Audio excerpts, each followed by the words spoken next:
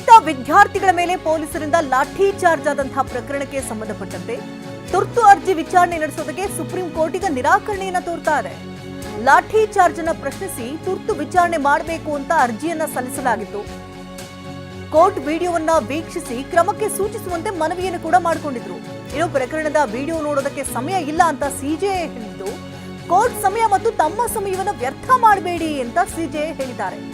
ನಮಗೆ ವಿಡಿಯೋ ನೋಡೋದಕ್ಕೆ ಆಸಕ್ತಿನೂ ಇಲ್ಲ, ಈಗ ಸಮಯವೂ ಇಲ್ಲ. ತುರ್ತು ಅರ್ಜಿ ವಿಚಾರಣೆಗೆ ಸಿಜೆಐ ಸೂರ್ಯಕಾಂತ್ ನಿರಾಕರಣೆ ತೋರಿದ್ದಾರೆ. ಅಂದ್ರೆ ಮಂಗಳವಾರವೇ ಇದನ್ನ ತುರ್ತಾಗಿ ನೋಡಿ ಅಂತ ಹೇಳಿದ್ರು. ಬುಧವಾರಕ್ಕೆ ಸಮಯಾವಕಾಶ ಇತ್ತು.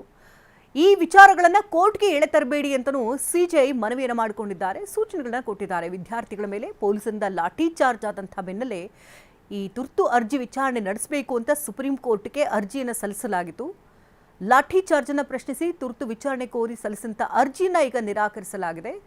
ಕೋರ್ಟ್ ವಿಡಿಯೋವನ್ನ ವೀಕ್ಷಿಸಿ ಸೂಕ್ತ ಕ್ರಮ ತೆಗೆದುಕೊಳ್ಳಿ ಅಂತ ಮನವಿಯನ್ನು ಮಾಡಿಕೊಂಡಿದ್ರು. ಸದ್ಯ ಸಮಯವೂ ಇಲ್ಲ, ವಿಡಿಯೋ ನೋಡೋದಕ್ಕೂ ಆಗಲ್ಲ ಅಂತ ಸಿಜೆಐ ಸ್ಪಷ್ಟಪಡಿಸಿದ್ದಾರೆ. ಕೋರ್ಟ್ ಸಮಯವನ್ನ ಹಾಗೆ ತಮ್ಮ ಸಮಯವನ್ನು ವ್ಯರ್ಥ ಮಾಡಬೇಡಿ ಅಂತ ಹೇಳಿದ್ದಾರೆ.